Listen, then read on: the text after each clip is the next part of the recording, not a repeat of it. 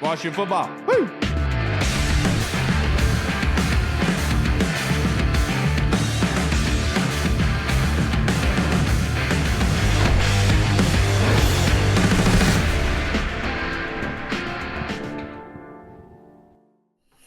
Hello, everybody, and welcome to the Burgundy Zone. I am your host, Kyle. I am joined by my co-host, Mr. Michael Hall. The title of tonight's episode is The Holiday Dub, and the Burgundy Zone is a part of the Frederick Podcast Network. You can find out more by going to www.listenfrederick.com. First and foremost, Hall, that was an insane game. I will point that out. 5 turnovers in total. It just seemed like the number of today's game was 5. 5 turnovers, 5 touchdowns for Jaden Daniels, and Washington is walking away 10-5, double-digit win total. Best win total they've had since 1992, but let's kind of go through this game before we answer fan questions and everything, but in that first quarter, it seemed bleak, man. Yeah, it was definitely not looking good. Just one of those games where one thing happened and it's like, all right, you kind of slip up, you mess up, get a turnover, or you get a turnover on downs because they didn't get the fourth down.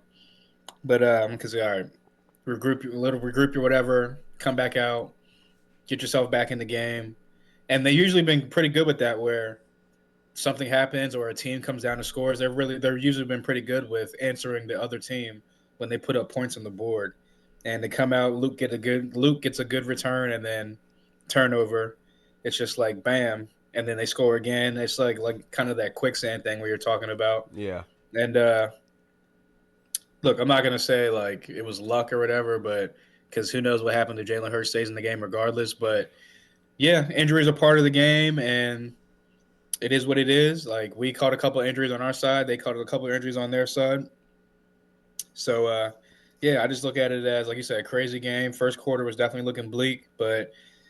Kudos to these guys for staying in it, staying resilient, fighting to literally the very end of the last whistle. And yeah, this is hopefully definitely a sloppy win. Definitely one where you're gonna look at some film and say we did good here. Look at some other film and say toss that out. Let's move on to Atlanta, on to the next week. But yeah, hopefully this is a momentum builder. This is a jump start into some January football that we're all looking forward to. Definitely got to clean the turnovers up. Definitely got to clean some things up on defense. But gritty win, tough win. If it was the other way around and then the Eagles came out and they had 5 turnovers and they came back and won this game somehow, some way, everyone would say this is what champions do. This is what tough teams do. This is what Super Bowl teams are made of, blah, blah, blah, blah, all that cliche stuff about winners and whatnot. So this is what we do. Don't try to hate on it, whatever it is, what it is. Yeah. Side note, y'all was running y'all's mouths, Philly fans, about when y'all did it to San Francisco, knocked all your quarterbacks out the game, y'all won that game. Y'all didn't have a problem with that. Y'all was running your mouths and said it was part of the game. Injuries are part of the game. Again, like I said, gritty win. Glad they got the dub. 10-5, like you said. And yeah, let's enjoy this one. Sulk in the ambience of Jaden Daniels' goatness and move on to Philly. Hey, goatness. I like the way you said that. First off, the way that this game started was putrid. But I did want to point this out. I think this is insane. Going quarter by quarter. In the first quarter, Philly was up 21-7.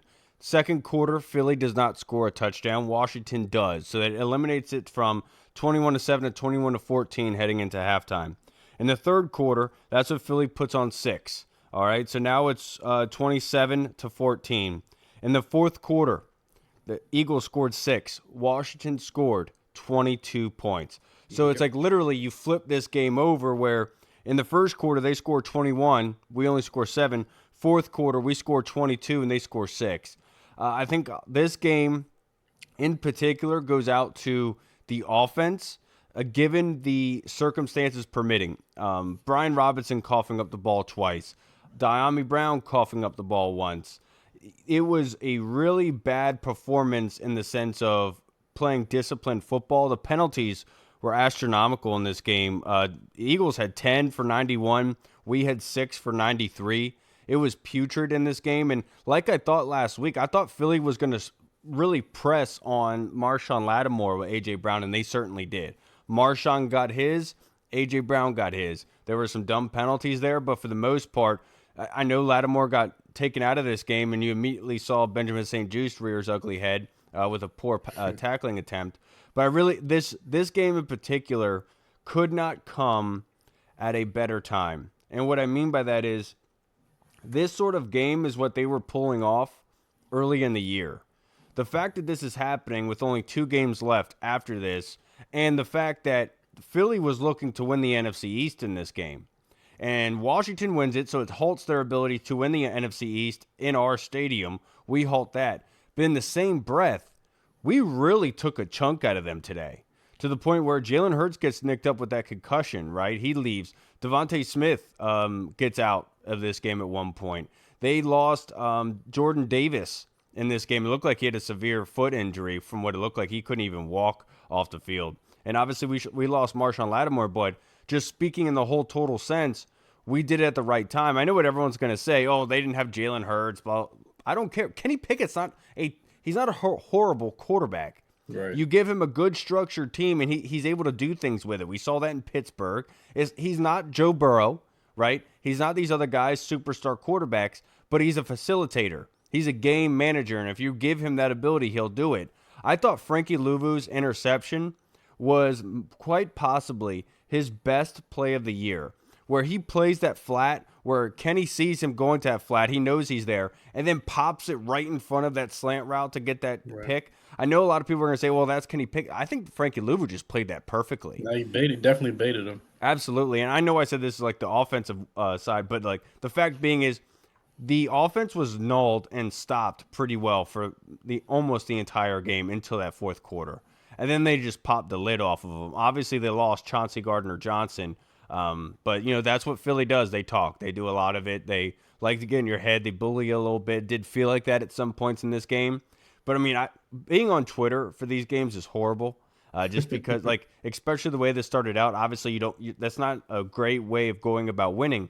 But the way that the fan base talks about everyone, this is the first time that Brian Robinson fumbled this year. He's not a concern turnover wise. This is a bad matchup for Brian Robinson because they have 2 stellar defensive tackles, and it's hard to run on them. And being a big body, you have to get his steam up and running and going, right? But he picked really on the offensive line. The offensive line has to get that push so that he can get that full head of steam going. Was not happening in this game at all. Exactly. And then the sidebar of it, Jalen Hurts wasn't really the one that was picking them apart early on. That was Saquon and their offensive line being able to really execute blocks.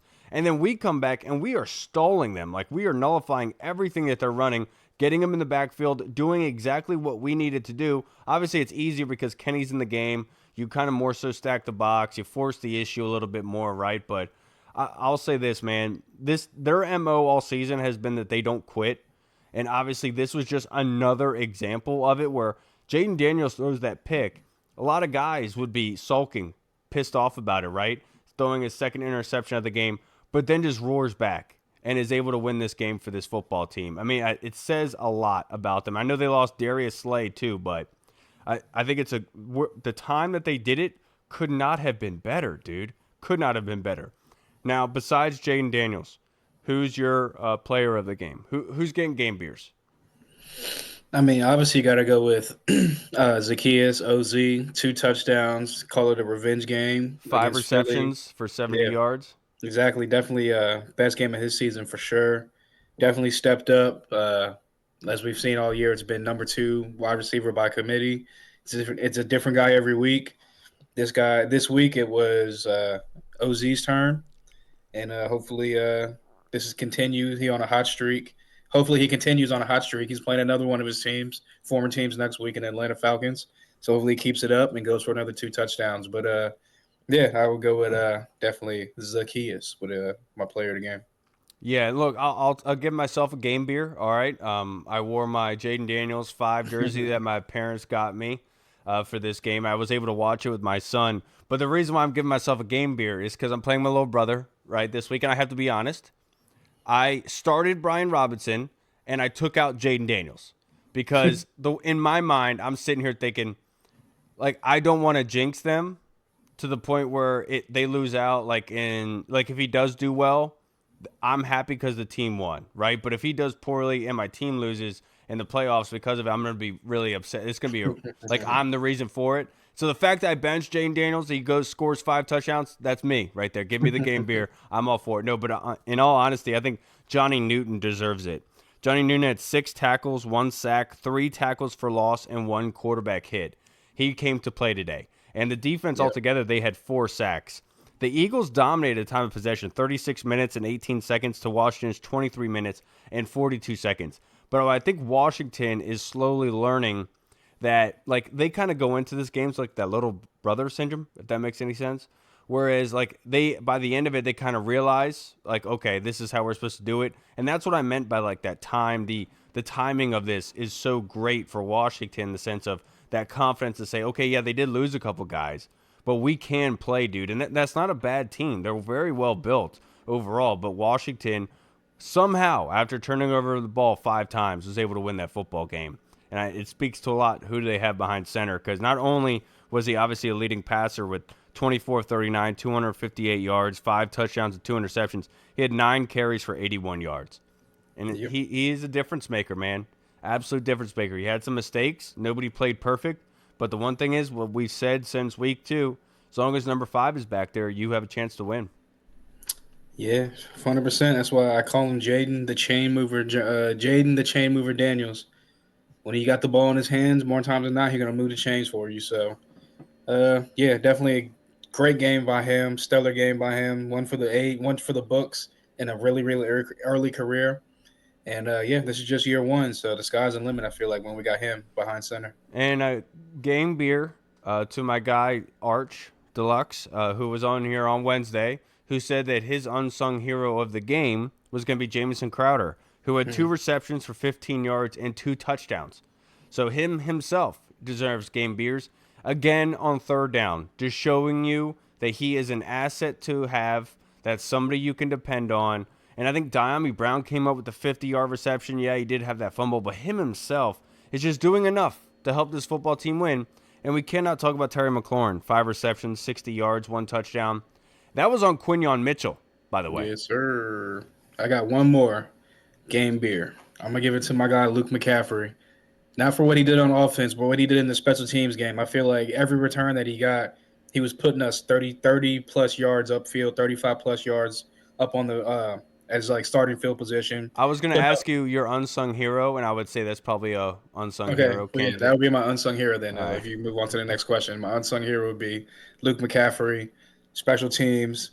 He was getting the offense in great field position, coming off of them, putting points on the board, putting us in position, even though a couple of them resulted in turnovers, a couple resulted in punts, a couple 4 and out, 3 and outs, whatever it may be. But more times than not, like you said, in that fourth quarter, especially when they were going back and forth in the second half when Luke was getting the ball, I feel like he was putting us in a good position to start drives out. And going forward, I feel like before this season's over, I feel like he's going to break one of these run backs because he was almost close today. So unsung hero, I say Luke McCaffrey for me. Yeah, and I know a lot of people are going to have a lot to say about the defense, but they deserve credit. On third down, they were 3 of 16. Washington on third down was 7 of 13. First downs, Washington edged them out by 3 with 23 to the Eagles' 20. We had 4 sacks on the day. They only had 2. We talked about the penalties already and the turnovers, which were just astronomically horrible. I mean, that's just what you Gross cannot go football into. right It there. almost seemed like they walked into that game. But it's just funny because the last time that we played them, it was them coming alive in the fourth quarter, whereas this time it really felt like we were. And the first quarter to fourth quarter, it just seemed like 2 different complete games. You know what I mean? Yeah. And it's amazing to see what they have done. My other unsung hero that I would say, I would love to go with, like, I think Frankie Louvu deserves a game beer. That's somebody you could put up there. But I'll say Bobby Wagner, 9 tackles, 1 pass deflection, and 1 quarterback hit. He just continues to be that stable force, not allowing things to get unraveled back there. They competed, man.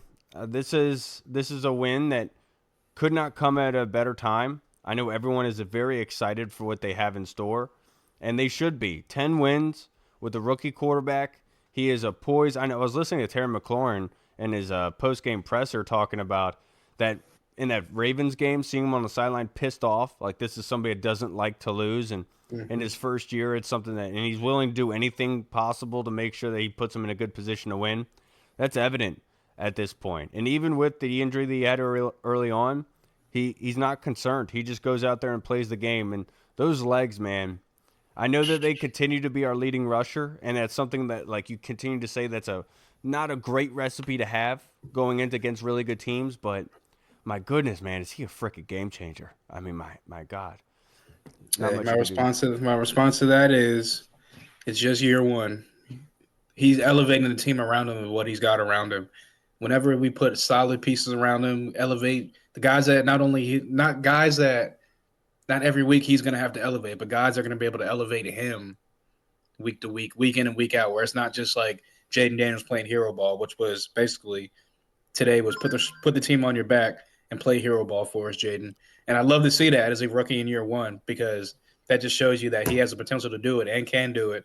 And he's done it multiple times. A couple, what is it, 3 fourth quarter overtime comebacks this year as a rookie. That speaks volumes about his poise on the field. So, and in crunch time. So, yeah, like I said, sky's the limit. And I know like a lot of people like they throw it out there like, oh, when you got that guy back there, that anything's possible. You can play with anybody. Legitly, when you got Jaden Daniels back there, quarterback, this team can play and beat anybody. So I fully believe that, and that's been on display this year. So yeah, couple games down the stretch to put us in position for January football. Yeah, just you would like to be able to have this happen with Jalen Hurts back there, so that nobody has any excuses. You know what I mean? But look, that the cards laid where they were, and you have to play who you play, right? And I know that caveat's going to be in there, but I'm not sitting here looking back at that dub. So that we're putting that in our bag. We're walking away with it. You know, that's in our bag. Let's go next week against the Atlanta Falcons. I'm really excited for that game. To be able to go there with my wife to get back home. My mom was at that game today. I will say I'm very upset because I have for Fox games I have to stream them. And at first I was using Stream East, everything was chill, and then all of a sudden it kept doing the loading giant. Like I think it was like right around halftime, I kept doing loading. So I was like, all right, I got to exit out of this. They found the stream, they shut it down. So I had to do the search for the second half, and I found one popped up, whatever. And so I'm sitting there watching it the entire time. Everything is chill. And then it comes up to that last drive, and I run to go start making coffee for the show. Because I'm like, all right, we're going to record after the game, right? I go to record. All of a sudden, my wife starts yelling. I'm like, what happened? I walk over, and apparently it was one of those like ads that pop up with like a naked lady on it. And the kids are running around. So she's yelling at me, but like saying, and it stopped loading. I tried to reload it. It wouldn't load, so I wasn't able to see the last drive, but I got the notification. So I'm kind of pissed off about it, but I'm just glad at the way it ended. But Yeah, yeah, stupid streaming, man. Just please funny. just be on CBS so I can watch it on Paramount, because Paramount's going to pick us now every single time. But I don't have to worry about that next week. But that's Right. neither here nor there. What do you think this win says about Washington? Um, yeah, I think it just says that, like I've been saying, that whenever Jaden Daniels is back there, no matter who on the other side of the field, whether they got injuries, no injuries, we've seen it throughout the whole season. I just feel like it says that whenever five is back there, we can play with anyone, we can beat anyone, and this team's gonna fight to the very last whistle. Like Dan Quinn's been preaching from the minute that he's been hired. He's talked about accountability, fighting to the very end, a hard nosed, tough team. Obviously, the players, and not only just the players, but more importantly, the coaching staff has brought in to what he's been preaching, and that's been the trickle down effect to the players, obviously. So I think that yeah, it just shows that they've bought into everything that Dan Quinn's been preaching.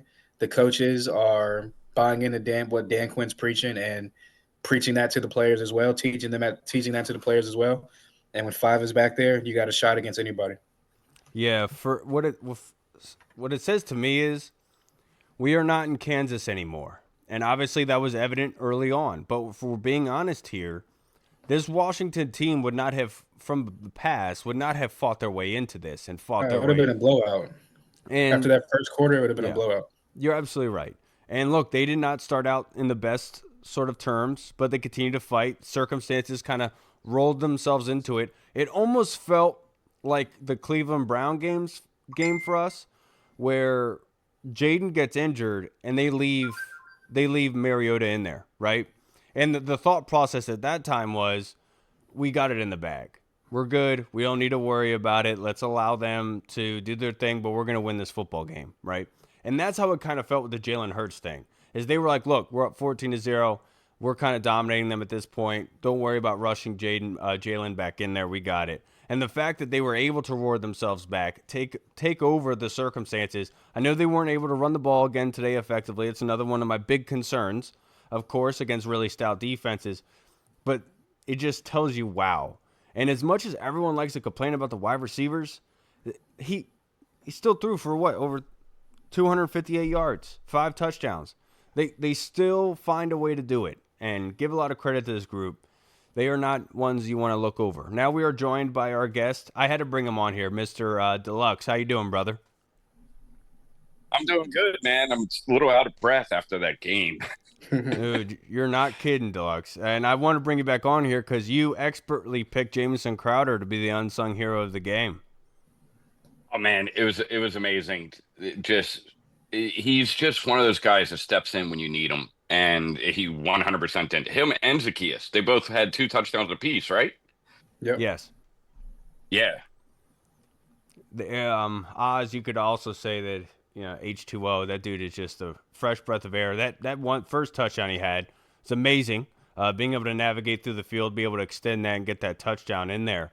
But let's answer some fan questions, boys. And Deluxe, I'll go with you first. This one is from Meast. He said the episode should be 9 lives. You know it. Please give me the honor, LOL. But now with the question, we should have lost that game with 5 turnovers and unnecessary penalties for Latimer. In your opinion, what went right for us to pull out that win, and what does this mean going forward? For me, it's fight. No matter what, that team just stayed in it. And you had turnovers by 2 of your most dependable players. You know, Jaden with the 2 picks and B Rob with the 2 fumbles. And the team just kept fighting back. They had each other's backs. The defense stood up when it needed to. The offense, the team had 5 turnovers and put up 33 points against the #1 defense in the league that held people to an average of 18.9. I mean, that's amazing to me. To put 33 points up on anybody is a feat. To do it against the #1 defense with 5 turnovers, it's astonishing. Absolutely astonishing. Let me look back at my notes. I had it written down here, Deluxe. Hold on.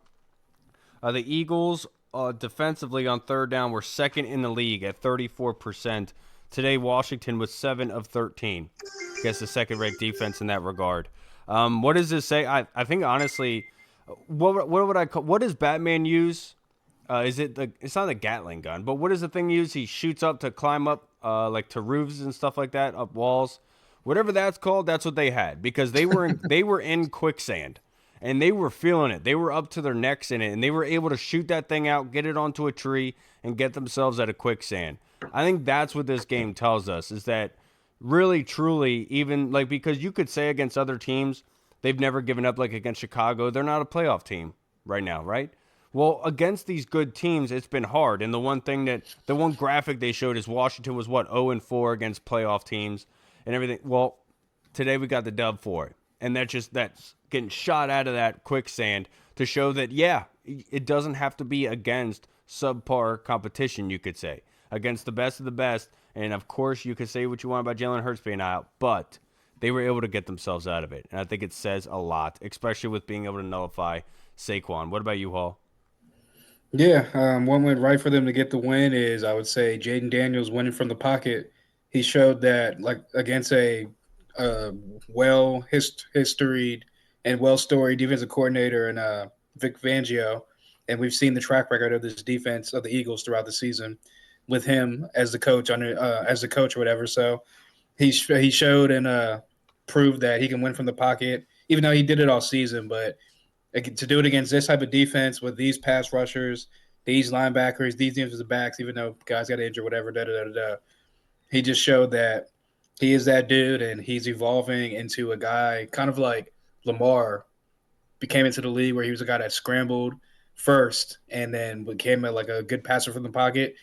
I think that Jaden Daniels obviously came into the league Yeah. more polished as a passer, but I Hmm. think that kind of like Lamar has, he's evolving like right before our eyes as a guy that's winning from the pocket, but then when he needs to, is going to use his legs to get out and get you a chain mover, as I like to call him. But And as far as second question from Deluxe: do we actually have a chance of making a deep playoff run this year?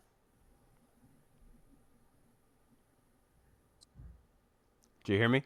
tell me, Yeah. I do we wanted ever to make add it? it on because you were about to say something else. My bad. Oh yeah. No, I thought I like froze up or something. Do we have a chance of making a deep playoff run? I would say, hmm, we're at the 7th seed. We're probably going to play Philly again, or Detroit, or maybe even Minnesota, depending on how things shake out. If you want to say deep playoff run, would be what to like? What would define deep? Like to the or NFC Championship game? I would say by winning a game. Oh, without a win a game, I could say yes. I do think that they can win a game in the playoffs this year. Like I've said before, if Jaden Daniels is back there, he's healthy and fully healthy, and the offensive line, five guys, no matter who it is up front, are intact and healthy enough to play. I feel as if this offense and Jaden Daniels are able to make one enough plays more than the other team to win the game. And like I said, we've seen it all. We've seen it a couple times throughout the year with Jaden Daniels, where this team is never out of it. Three fourth quarter overtime comebacks this year as a rookie, and that he could keep adding to that depending on the year goes. So yes, I do think that they are capable of winning a playoff game, even if it is against Detroit, even if it is against Philly again or against Minnesota. I think of course, they have the ability to. We got to get there first, of course. You never could know with these last two games. But that being said, we learned today what you don't. Today they learned how not to lose a game, and I think that personally, in the sense of how they're supposed to play, what coughing the ball up early with B Rob, having the penalties completely derail them, extend drives to the Eagles when they shouldn't allowed it to, but they did. And so I think in true aspect, they had the ability to. But my big cog in this is that push up front. Today you saw Philly moving bodies around with their offensive line. Our offensive line, that was not there. And of course, give credit to Philly, but that's the kind of talent you're going to be going against. And you can't just bank on lesser kind of defensive lines for you to kind of take over in that sense. And do I think that they have the ability to? Of course. And I think turnovers are the other aspect of this, where I love Frankie Louvu for getting that turnover. I love what they were able to do defensively and nulling them on third down for 3 of 16. But you got to be able to get more, and you got to be able to get up to that 5 count. And can they do that in the playoffs? I hope so. But that goes into being able to get after the passer. And of course, they were able to do that today. And looking down the line, that's something we're going to have to continue doing and going into playoffs, because these teams are well built. They know this seesaw effect of using run, play pass off of it, and that's something that we have to nip in the butt. But we also have to see what's going on with Marshawn Lattimore. What about you, Deluxe? I was going to say that you can't rule this team out of anything right now. You learned that in the Chicago game. You learned that in this game. You learned that with RFK Bill. Um, it's not over until the clock hits zero. And I look at where they're at right now. You know me, I'm 1 week at a time. Right now, we're at 10-5. We're a half a game out of the 6th seed, and Green Bay plays tomorrow. If Green Bay loses, I believe we take that 6th seed right now. And we control our destiny. We face Atlanta next week. If we go 1-0 next week, we've locked up the 7th seed. If not, taken over the 6th seed, depending on what Green Bay does. So everything that they want to do is in front of them. They control their destiny. They just got to take it 1 week at a time. But you put this team up against anybody, as long as Jaden's at quarterback and the team is playing together and not giving up, you can't count them out of making any kind of run. No, you're absolutely right. Tyler Owens making an impact on special teams, coming up with some big hits. And they did a great job today at not being an issue, not being a liability, so to speak. Now, Deluxe, the next question from Tim Towner in the Discord. So we had Lattimore today. What sort of grade would you give him? Definitely mixed grade. he made some plays, but there were also plays that he missed. Tough coverage, of course, with AJ Brown. There were also some questionable PI calls. There were two that were definitely questionable. One was blatant PI. I mixed grade. I'd say a C. We brought him in to be that shutdown quarter, but in his defense, AJ Brown does this against everybody. So I'm more concerned about the hamstring popping back up with him. Yep, because Um, they've obviously shown that they're willing to take care of those rather than force somebody out there, right? yeah, yeah. So hopefully it's minor and hopefully he heals up quickly because it's all hands on deck. We want everybody we can in this push to end the season. Yeah, I'll give him about a B minus. He did basically what I would expect him to, where there were plays that he won, plays that he lost with AJ, and that's what you kind of have with the elite competition going against each other, and that's what you saw today. B minus, just given the fact of sometimes like it just sucks because we've seen plays with Terry where the DB is holding Terry's arm down when he goes up for a pass, and they don't throw anything. But then when Marshawn Lattimore does it to AJ Brown, now all of a sudden it's a penalty. Some of those were egregious, of course. It's just weird for me with these different reffing crews and what they decide. But a B minus, just given the fact of what you saw in BSJ when he came back onto the field and what Marshawn was doing before that, that wasn't happening, right? He wasn't getting extra yardage. He was typically usually there, and for that, I'm giving him a B minus. I think if you feel good about what you got, it's just like Deluxe said, that injury is something you have to be concerned about because they are not just going to throw him out there just to do it. Paul. Yeah, I'll give him a C plus with the possibility of a B minus, just because, like you said, it was a mixed bag. Gave up a couple passes, gave up a couple things here and there, but as Deluxe said, AJ Brown does this to everybody. That's why he's a top 5 receiver in this league. So, but then, like you said, definitely a couple questionable calls, a couple calls that were accurate, handsy, whatever it is, what it is. But overall, I feel like the injury is the one thing that's kind of swaying my grade. If his hamstring is fine, everything's good throughout the week, and he's out there against Atlanta, or he's back whenever it may be within the next week or two, I'd say it's probably a B minus performance. But if the hamstring pops up again, it's flamed up, and he's out multiple weeks again, or can't go again for however long of a stretch, then I would say it's a C minus performance because just because we've only got him for basically 2 games, and Right. I know honestly we got him for like this whole 2 years, but this was the knock on him coming into it, which was he can't stay on the field, and I don't want to start off the Washington experience with him being a shaky guy that's on and off the field. I'm with you because we've seen that many, many times. The next question we have is from the Colonel, who was here this weekend. It was a great time being here with the Noise. kids. We took them to Snappy's this morning so we could experience the Snappy's experience for breakfast, and that was honestly awesome again. But his question is, I was driving, not watching the game, and distressed to hear B-Rob had 2 fumbles in the first quarter. Also, because he's my starting running back at Fantasy, WTF, what happened? Were they his fault or get punched out? What were the circumstances, Hall? I would say even if they get punched out, it's still the running back's fault because your number one priority is ball security. So I would say yes, they were both definitely his fault. I think one of them definitely did get punched out. I think one of them was like the exchange between Jaden, and then they came in and kind of hit him, and he dropped it. And then the other one, he was in a pile, and I think it got punched out on the way down. He was trying to fight for some yards. He was already having a tough game up to that point. I think he was trying to do a little bit too much, Mm-hmm. try to get those extra yards, try to build himself up and kind of give himself some personal momentum going forward into the game. And obviously made a mistake, doing too much, got punched out. So I would say yes, they were both his fault. I'm with you, Colonel. I came into this game projected to win, and he got me like 2 points because of this fumble and whatever points he got after that, yards he got after that. But yeah, they were definitely on him. And to your point, a lot of people are already giving up on him, blah, blah, blah, blah, blah. I get it. He's not the home run, take it away from 60, 80 yards out, punch it in for you. But he's a necessary back in this league for a guy that's a great combo like Austin Eckler, which we're definitely missing a guy like Austin Eckler right now.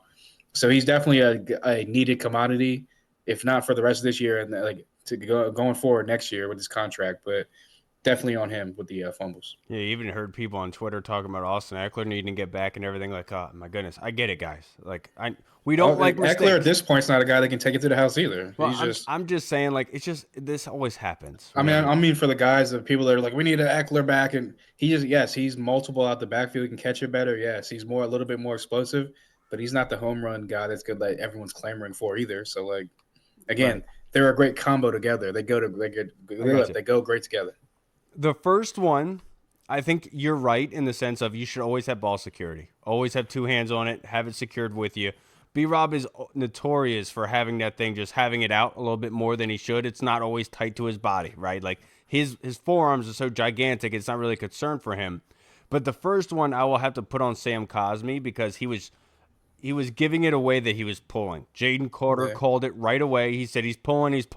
He knew it, so he knew which way to penetrate that, and then gets in there and just swings his arm like a club and is able to get it out of there before B-Rob has just received the ball and is coming up with the ball, right? And that's when it gets knocked out. That's not really like something you can really, because he's still worried about taking the ball. And as soon as he takes that ball, it gets knocked out. It's kind of hard for you as a running back. Second one, 150% on him. I mean, it wasn't even like it got punched out. I think he was like diving forward and it just squeezed out. And so I'm not going to get on B-Rob too hard. These were the first two fumbles for B-Rob this season. He's not known as a turnover guy. It's not something that he should be worrying about from here on out. You know who you are. Continue to get back to it. Work on it, of course, but don't let it be something that could grow into a weakness. Don't want to allow that to happen. Continue the ball security, but with B-Rob, I'm giving B-Rob a pass. We won the game. Of course, you don't want that to happen, but the end-all, be-all, I think that it was just one of those games. What about you, Deluxe? Same thing. This isn't a career issue with him. He had one of those games, unfortunately, where he gave up the ball twice. But B-Rob gets the hard yards. He gets us into 3rd and 3s, where some of the other running backs have gotten us into 3rd and 5, 3rd and 6. He gets the extra yardage, and he can break them. I think it's one of those things that people don't think he has elite speed, but we've seen him on the screens take him to the house. We've seen him on long runs. This game, they're going up against one of the top run defenses. It was going to be hard grinding with running game, and we've talked about it on the last pod. I think the key to this game was passing, and that's what happened. They had to take advantage of the pass because this is a tough team to run the ball against. And they're even tougher. And I think using right. I mean, like because of who they have as edge. Obviously, they lost Josh Sweat early on in that game. I think that's like one of the biggest takeaways, how many people were out for Philly. So you're lucky, everyone else, that we did the dirty work for all you guys. We were able to take out some of them. I'm not saying that's a good thing. You should never root for it. I'm just saying that is a reality. All right? This will go there. But what I did also want to say about B-Rob, although he did have those two fumbles, they limited him after that. They gave him the ball multiple times on that last drive in the fourth quarter. And I think that says a lot about how they feel about B-Rob. That even though he did cough it up early in that game, they still gave him chances to hold on to the ball, and they felt confident that he was going to be able to do so in that fourth quarter. So as much as we want to pile on B-Rob for the way this game went as well, they also felt confident enough in him to be able to give him the rock in the fourth quarter when we needed to win the game. And I think that says a lot. Sorry, Arch. Oh, no problem. Now the next question from the Colonel to you, Deluxe. One of your guests predicted Jamison Crowder would be the unsung hero of the Philadelphia win. Do you recall who it was? Jamison is one of 2 or 3 unsung heroes, in my opinion. I don't know. Who was that? Yeah, who was that guy? Who was that guy that called Jamison Crowder? Who would you say is somebody else that deserves it? That was me, to answer the question. Today, I think I said it earlier, Zacchaeus. Who else? Man, it's so fast. Like I'm still recovering from the game itself. I'm still processing it. Zacchaeus is definitely one, stepping up when needed. Jalen Holmes had a sack, which was a big one towards the end of that game. I think he's somebody that obviously also deserves it. We already gave our unsung heroes away. Luvu, absolutely. I mean, he's not really an unsung hero. but Louvu and Fowler both had key plays in this game. Mikey Sanderstill is Yeah. another one that had some key plays in the game. When Lattimore punched that ball out on AJ Brown, that was a huge moment in itself. Definitely stopped the clock. And when you're talking about Washington won this game with 6 seconds left, it's one of the reasons why it's so huge and pivotal, right? But I'll ask you Did you this. did you guys talk about the fumble that turned into an incomplete pass? I knew they were gonna call it incomplete. As soon as Yeah, I he knew it. picked it up and scooped it, I was like yelling, screaming. But like once I like kind of like sat back and settled down after the play, I was like, ah, they're gonna go back and like, see that he was trying to throw it to Saquon, which happened. So Yeah, he was trying to do the Brett Favre thing, the normal, just throw it out in front, underhanded. I saw somebody on Twitter say if it's not a fumble, then why wasn't there intentional grounding? And I think the reason for that is because the quarterback was getting hit. I think if the quarterback gets hit while he's releasing and it does that, it can't technically be like intentional grounding. Does that make sense? I think they just ruled that it was that Saquon was in the vicinity Okay. because I've seen guys get hit and they called intentional grounding, but I think the referees are just. I mean, he wasn't really like that close. He was a good like 8 to 10 yards away from the ball, but I think the referee was like, "Oh, he was trying to get it to him. He was throwing it to that guy." So I'm just saying, like, it would be really weird if a quarterback throws the ball, his hand gets hit as he's throwing forward, and it falls short of the line of scrimmage. He's standing in the pocket, but because of that hit is the reason why it wasn't yeah, I don't think they call grounding on Yeah, that either. that's what I So mean. Is like that's why I think that they're going into that saying as to why it's right, not intentional grounding. But honestly, I thought it was incomplete. As much as I would loved for us to be able to get that possession right then and there, I could see why it wasn't. There was other questionable things that happened in this game, though. I really wish Brian Robinson would have gotten his knee down there. But seeing that replay, both legs up, that thing just drops out of him. It's like, come on, right. bro, you're killing me here. Now, the next question that we have, we did I even answer this one? Yeah, we already did unsung heroes. We got to those. Deluxe, I'm gonna make you ask your own question, sir. What will be the underreaction this week? Something that won't be talked about enough. Oh, I'm gonna have to go third on this because this was really a question that I had. Can you come back to me on this one? Let me give Absolutely, it a I can. thought. The thing that will be under talked about is what Washington did against Saquon Barkley in the second half, and how look, a lot goes into that. Jalen Hurts isn't out; they're not really respecting the deep ball. They still were able to execute the deep ball with that huge pass to AJ Brown and Lattimore, where he just turns it to a center fielder, catching a fly ball. But for the most part, Washington did a great job of stopping him in the second half and making sure that he wasn't going to be able to run rickshot on them. Like they knew what their strength today was Saquon, and Washington was able to adjust to be able to limit that. So I think that's something that's not going to be talked about enough because of the stat line. Him having 150 yards is something everyone's going to talk about. But a lot of those yards, I think like 80-90% of it happened in the first half. And the fact that they were able to limit him, get negative yards on him, is something that's not going to be talked about enough, in my personal opinion.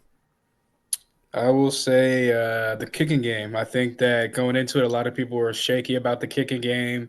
Zane Gonzalez was injured in the beginning of the week, but then Greg Joseph, like, and they were both out because like they're having babies and whatnot, blah blah blah blah. But it had already been kind of shaky leading up to that, and he nailed all his kicks today, extra points today. So I think the under talked about point will be Zane Gonzalez and the kicking game. Yeah. All right, I have mine now. The return game with Luke McCaffrey. Yep. He put them into good field position several times in that game. Very solid performance for the rookie. Yep, I definitely think he deserves it. Now, the next question we have is from Tim Towner.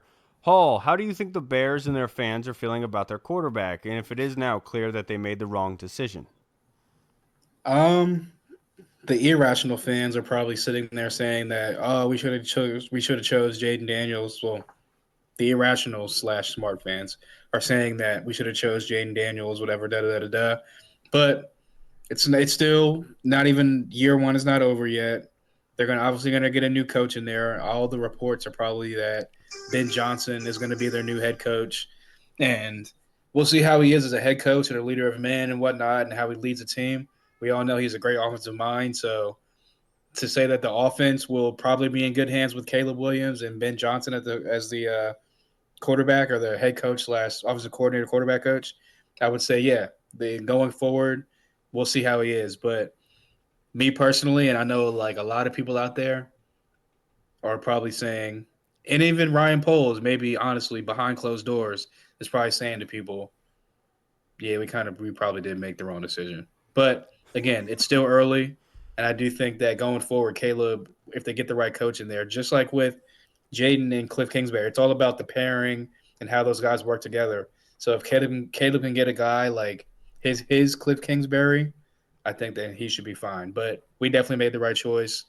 They should have probably chose Jaden Daniels. I'm glad they didn't because we got him. Thank you very much. I won't say that they made the wrong choice. I think they went about it in the wrong way. I mean, Arch, Hall, you know this. I've been talking about this forever. Going into the lame duck coach with a rookie quarterback is exactly what Snyder would do.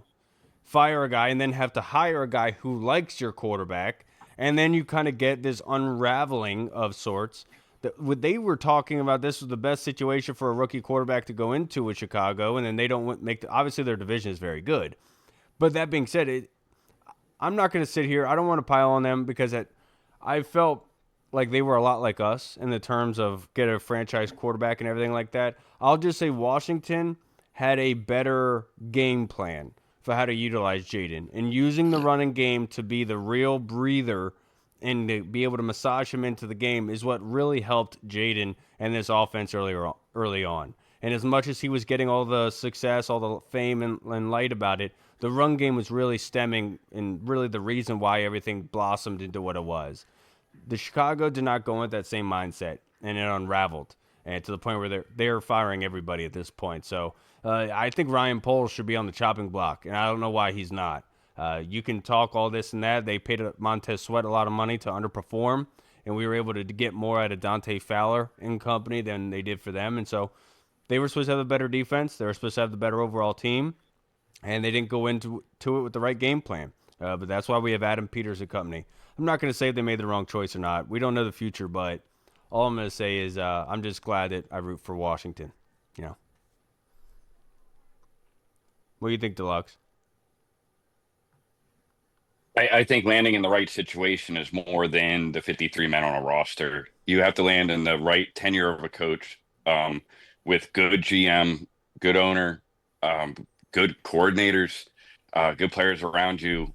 So I think the situation in Chicago is overstated based on player names as opposed to the entire situation. And like you said, it's really tough drafting that quarterback in the lame duck year of a coach and possibly GM. And now they're looking at it. They fired a coach, and you're going to have to hire a coach to take on Caleb, and he's never going to be their guy. So I think I know what their next move should be. I don't think they'll do it, but yeah, it's a tough situation, and we've seen it before, and luckily we're making the right decisions as an organization. To the point of like the whole process, it seemed like Washington from the very, very get-go went through the entire process step by step by step with each quarterback. They had every quarterback around. They had them in group settings with the top golf fiasco and whatnot. Had them in the building multiple times. There was multiple reports out there that they were going multiple different ways with all the different guys. All you heard from Chicago was, this is our guy, this is our guy, this is our guy. There was no other, hey, let's see what Jaden's about. Let's see what JJ McCarthy's about. Let's see what Michael Penix is about. It was, we're getting Caleb. We want Caleb. We want Caleb. So the process from the top down was flawed from the get-go, and you see the results. Absolutely. They Now, didn't even bring anybody in. Yep. That's crazy. well, they didn't want to piss Caleb off, which is probably a red something that you should have been concerned about from the get-go. That's not the way you should be going about business. Last question we have, boys. Hall, from Tim Towner, we finally beat a team with a winning record. Besides eliminating the turnovers, what stands out as needing the most attention going into next week versus Atlanta? The run game. It's been the run game all season for the most part. Overall, you could say if you look at the numbers and say they're whatever, da-da-da-da-da, but it's the explosive runs that really kill them and are the backbreakers for this team. You saw Saquon had like 2, maybe 3 explosive runs, 2 of them in the first quarter or something like that. So I would say the run game is definitely, is with Bijan Robinson coming in. He's not Saquon Barkley or anything like that, but he's still a pretty decent, pretty good running back. Runs with speed, power, and whatnot, and can catch the ball at the backfield. But yeah, I would say that the run game is something that they're going to need to definitely sew up, especially if they want to win a playoff game in round one, whatever it may be, because you're going to have to go against maybe Saquon, maybe Jahmyr Gibbs, or maybe Aaron Jones and the Vikings. So I would say the run game definitely is something they need to sew up ASAP. Yeah, I'm sure a lot of people would say that, especially given the way that this first thing played out. But I thought that they adjusted well, given the circumstances. I think that was much more of like schematically, and it seemed like they were much more invested in taking out the passing attack early on than it was that. I saw Bobby Wagner get blocked by the tight end on that one touchdown run, and that was just atrocious. But if I were to say you're going to work on anything, it's in the trenches. I think offensive line is more important than the defensive line at this point. I think the defensive line made the adjustments they needed to. But I've talked about this for so long. I know you guys are probably annoyed by this at this point. But going against good run fronts that are on defense, you have to find a way to move guys around, man. And especially going forward against Atlanta, like Grady Jarrett is over there, that's something you have to be able to do. Inflict your will, move bodies out of the way, and get those tough yardage. You have to be able to do it. And that's something Washington struggles with. But to Arch's credit, about being able to the passing game, winning this game, and Jaden's legs, obviously there's a little hitch, you could say, a loophole with Jaden Daniels' legs. But going into next week, you don't want to have to hinge on that. We have to make sure that we are inflicting our will and being able to run the ball. Because when all goes wrong, you have to be able to have that. You have to. It's the one thing you can do to beat these other teams with high-powered offenses, and that is run the ball sustainably, eliminate that clock, and be able to execute with those points being scored. If you can't run the ball effectively, you're really putting yourself in a bad position. What about you, Deluxe? I think it's got to be 4 quarters of football. A lot this season, this team has struggled in the fourth quarter. We flipped that around this week, and we won the point differential in the fourth quarter against Philly, who has been the team that's, I think they have the highest point differential in the fourth quarter. Yeah. So we flipped that, but we started slow. And Dan Quinn has talked a lot about this, of being too tight. I think they had so much passion and so much want for this game, and to prove that they could beat one of the playoff teams. There's all this talk about they hadn't beaten a playoff team. This is the Eagles. I think they went into this game tight, and they were trying to do too much. That's why you saw some mistakes from players that typically don't make those mistakes.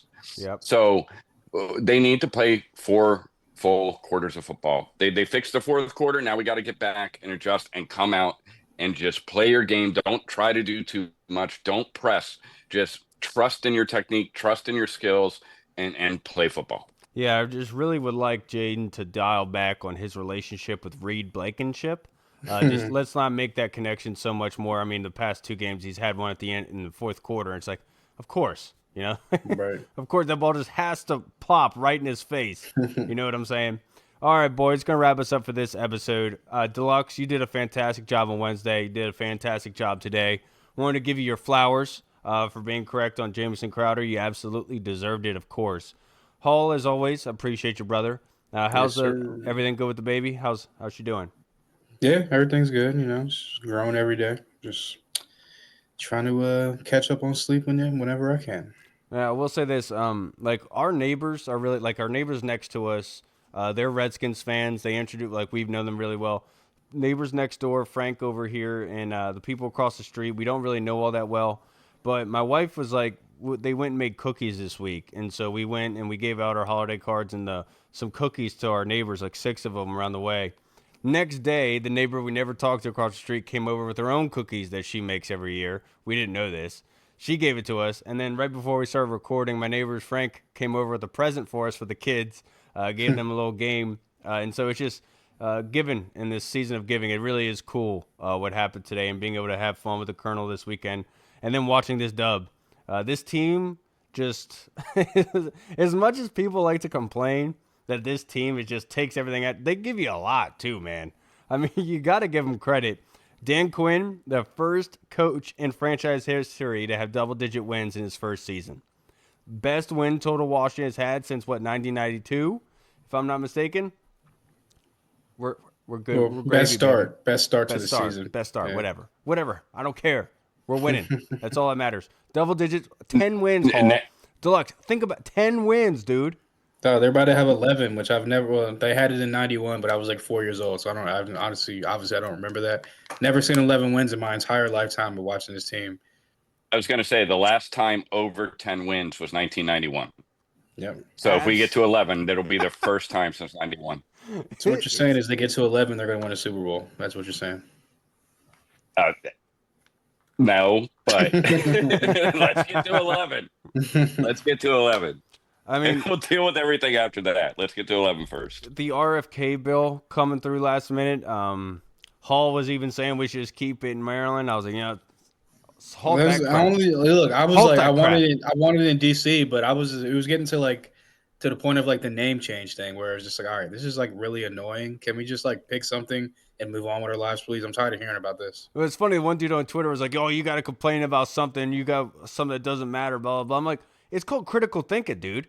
If you're gonna have it rebuilt in Maryland at the site, where are they gonna play? And if you're telling me they're gonna build a new stadium in the parking lot, that's a logistical nightmare. What about material storage? I work construction. Where are they gonna put all that crap? It's gonna be a nightmare. It's called critical thinking. It's not complaining. These are real things you got to discuss. I don't want to get upset. I'm happy we got the dub. My son, my daughter, my wife got to witness it with me today. I'm very happy. It's Christmas week.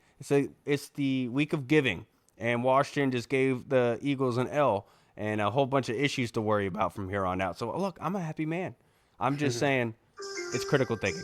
All right, everybody. I'm Kyle. I'm whole. Deluxe. There you go. I was waiting for you. I was like, wait, did he leave already? All right, everybody. We'll see you again on Wednesday. If you made it this far, you're a frickin' champion. I can't thank you enough. To everyone that submit questions like Arch, who obviously is an expert, fantastic voice for this stuff. I didn't give him his flowers on Wednesday. I was all flustered. But I really do appreciate all of you guys who really take time out of your day to help us get this thing going and just have stuff to talk about. And everyone out there, all the fans, you know what you got to do this week. You gotta vote for Jane Daniels Rookie of the Week again. I mean, this is just an insane performance altogether. I mean, he's had lesser performances as one. He doesn't win this week, then it's just rigged. They don't want him to break the record. Well, I mean, it's a fan voted Pepsi thing. It doesn't really matter. But I'm just saying. I think we all know. Even if Pepsi should look at all the votes and be like, oh, they didn't even vote him for that. Scratch that. He threw 5 touchdowns and beat the Eagles. He gets it. They shouldn't even have the voting up. It should be 5 nominees. It should be 5 nominees and 5 pictures of him. Yeah, exactly. All right, everybody. We'll see you again on Wednesday. I mean, fourth quarter. Go. You're good. Well, I'm just saying, fourth quarter comeback, 5 touchdowns, 230, 40 plus yards. I don't know how he doesn't get it. I haven't seen the other players this week, but that's a pretty good performance. I'll tell you right now, Arch, it don't matter. He's getting it. Even like I wanted to vote for him on his bye week just to be able to rub it. It's fan voting, isn't it? All right, everybody. We'll see you again on Wednesday. Have a great week. Enjoy this Victory Monday. It's going to be a short week for a lot of us. We got off on Thursday. Very happy to be able to celebrate Christmas 2 days with my family. Appreciate all of you guys. Love you guys. Commanders are awesome. It's been a roller coaster, dude. I'm so happy to be able to experience it game by game. Don't get ahead of yourselves thinking about playoffs and everything like that. Let's just go into Atlanta, and I'm happy to be going home next week to be able to witness them in person. Just hopefully we're able to get out of there with a dub. All right, everybody. We'll see you then. Washington football. Woo! Hey. What's up, everyone? This is Kyle from the Burgundy Zone. We are releasing our own merch to support the show. If you want to rock the Burgundy Zone logo or you want to see Reed's face on your shirt, we got it. We're starting with t-shirts, hoodies, and zip-up. So if you're a fan of the show, make sure you snag one before they are gone. Check out the link in our bio on Instagram, or you can find the link in the description of the video. Thanks again for all your support. Until next time.